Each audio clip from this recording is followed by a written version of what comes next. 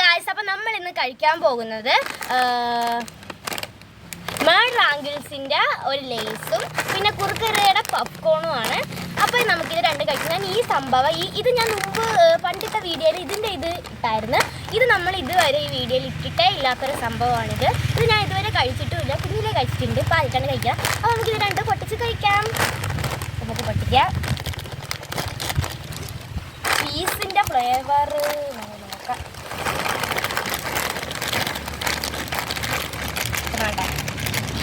അപ്പോൾ ഇത് ഇത്രയും കുറുക്കുക. അപ്പോൾ ഇത് നമ്മുടെ മാഡ് റാങ്കിൾസ് എന്ന് പറയുന്ന ലേസാണ്. ഇതുകൊണ്ട് രണ്ട് ലേസ് വേണ്ട ഇടാം.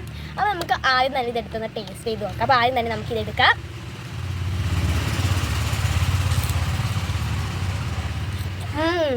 ഇതൊരു ചീസിൻ്റെ ഫ്ലേവറാണ്. ഇത്